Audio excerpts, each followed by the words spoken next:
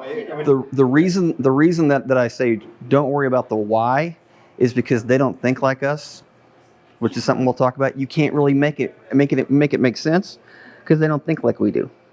Mountain Man Medical has comprehensive but compact trauma kits with name brand quality components. They also have discounts available for firearms instructors, teachers, veterans, and others. Please go check them out at get-asp.com/mountainman and thank them for sponsoring today's video. A splinter group is the United Brotherhood. They're completely non-racial, but it all started in prisons. And in prisons, it's terribly important for them to be split into groups by ethnicity or whatever to stay safe, because everybody in prison is pretty much an idiot, right? So the United Brotherhood is something also to think about. And then some street gangs. I have a little bit less experience with street gangs. We don't have as much of that in a small town as we have. We usually get them taken care of pretty quick, get them rounded up and taken care of, because they live there, usually kids. These are some Oklahoma street gangs. Would you have guessed there's this many Oklahoma street gangs? This is just the ones I had the energy to copy and paste. You ever heard of any of these? Crips, Bloods, sure. But you ever heard of Southside Locos? Gran Barrio Central?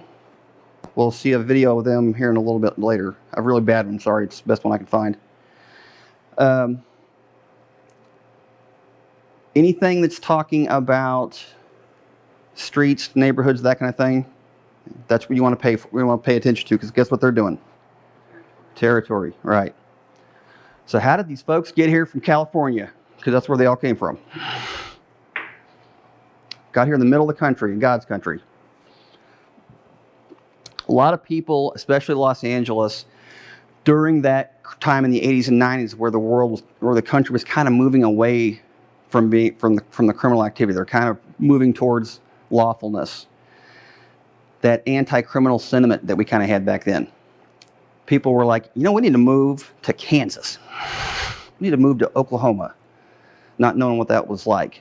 But we have big cities too. And we're not riding around on horses. Well, sometimes. So they would move to the middle part of the country. Unfortunately, a lot of their kids were already gang members. And they brought some of that with them. Especially in the 80s. Do you remember when you'd see a movie and the judge said, all right, you got to go to the Army. If you go to the Army, I'll let you go. That was the thing. They also sent them to the Midwest. Said, I'm gonna move them out with Aunt Karen out in Kansas. And the judge's like, great. He'll grow up good out there.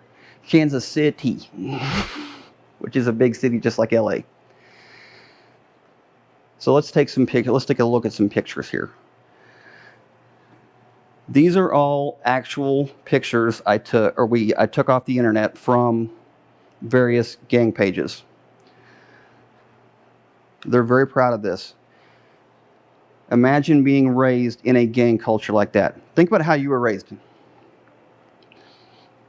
At what point did your dad let you carry a gun by yourself? Was it about 7?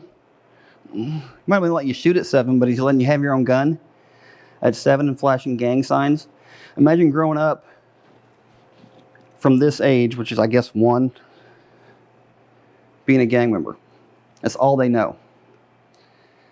There is that sense of belonging in family and easy money, just like the other we talked about.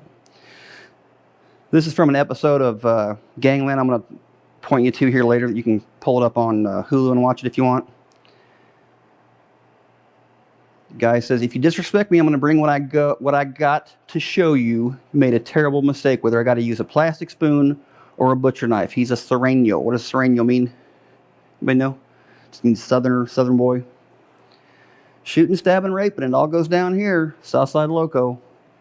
Both those in 2016, both those gangs were at war in the south side of Oklahoma City, right around, you may have been to Bricktown. It's a touristy area down there. They were trying to take over the same territory. They've now gone up way past the northwest part of town. It's amazing. But this is the kind of thing we're talking about, the people that we're talking about. This guy's got a wife and several children, but the gang is his first priority. This is a mini LA down here. They ain't doing nothing we ain't doing here, and that's absolutely true. Can you imagine? Oh, I'm sorry. What do you mean by strap? Oh, we always carry a strap. Firearm? Always strapped up. Means you got a gun on. And you'll see that here in just a second. This is some of that gang graffiti, and we're going to talk about that in just a little bit here soon. That one is Barrio Killer.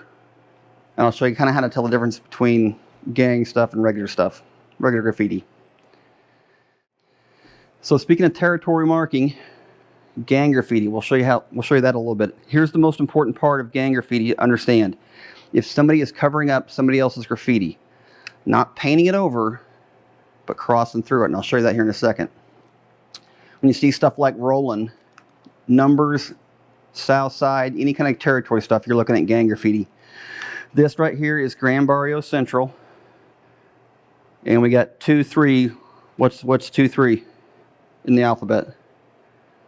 BC. BC, Gran Barrio Central, BCs. And you'll see here, Gran Barrio Central, southeast. What's it got through here? X'd it out.